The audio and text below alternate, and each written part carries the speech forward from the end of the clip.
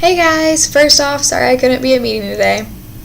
Now I'll talk a little bit about the numbers behind the decisions that we've made in quarter 5, and then from there I'll also kind of lead into talking about the tactical plan and the decisions that we have planned for quarters 6, 7, and 8, and then obviously talk about the numbers behind those also.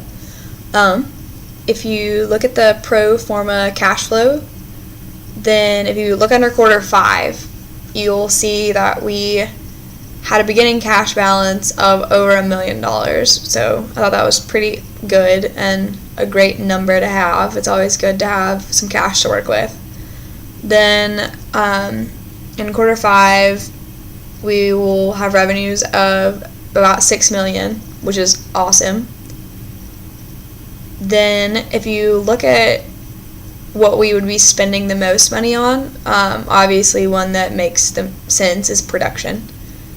But the thing that we would be spending the most cash on would be research and development, which is really, really important for a growing business. And you want to have money invested into your R&D to be able to do better in the future and be more successful in the future. And I'm sure that the group has already talked a lot about what we plan on doing with the R&D and all of that.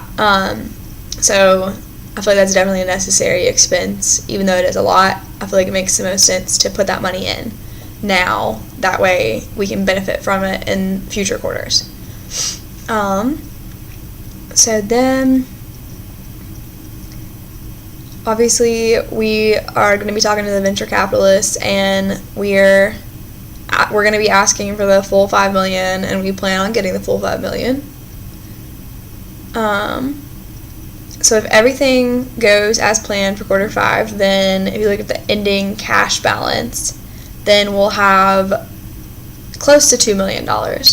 So that will be really great. I mean, like I said earlier, it's always great to start out a quarter with some cash to work with. So if we have that, then that'll be great for next quarter, for quarter 6. One thing, now that we've looked at kind of the cash flows, I was going to look at the pro forma income statement. So if you flip over to that, then look under quarter 5 again. Like I said, revenues a little over $6 million. Then cost of goods sold is like close to $3 million, more like $2.5 million. So our gross profit for quarter 5 is $3.4 million, which pretty good. Then if you look at our total expenses, it's $7.1 million, which seems like a lot, and it is. But kind of like same thing like I stated earlier, it's necessary to have, some big expenses as you're trying to grow your business and start up and all this.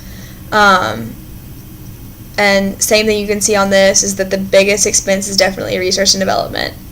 And then all these other expenses really, and I'm sure that the team, like I said, has already talked about most of this, but I mean, all the other expenses will definitely be things that are going to benefit us in the future.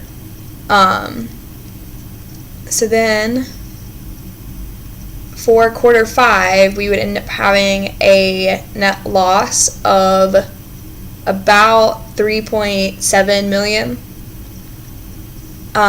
which sounds bad at first whenever you just first say that. But then if you look over at quarter 6, kind of going into the tactical plan, then we would end up cutting our loss from $3.7 million to only about $40,000, which is really huge, which shows that all the money that we just used and spent in quarter 5 is going to be paying off, definitely.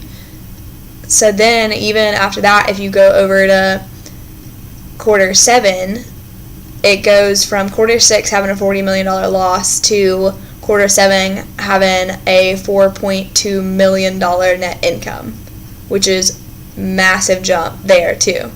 So you can definitely see how the expenses that we're going to be incurring in quarter 5 are going to be paying off. I mean, it'll take a couple quarters, as with any business, but it's going to pay off definitely. And then in quarter 8, after income taxes and all of that, then we'll still end up with a net income of about $3.7 million, which is awesome. So then, now that we've kind of looked at that for the tactical plan for the income statement, if you want to flip back to the cash flows, then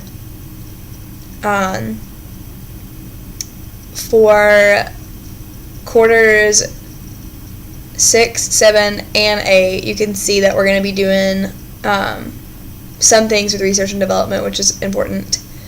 And then also, if you look at our cash balance, we still have a positive cash balance at the end of every quarter, which I think is huge, that we won't have to take out any emergency loans or anything like that, and just shows that we are able to, manage our money well and know what we have and what we don't have, basically, and what we can spend and what we can't. And then if you look at the quarter 8 ending cash balance, it's, $9 million, which is awesome. And then obviously we would potentially be able to, give that back eventually after quarter 8 to, like the shareholders and stockholders and stuff like that. So yeah, and now the rest of the team is going to talk a little bit more about the decisions that go along with these numbers for our tactical plan and go into more detail about that. All right, thanks.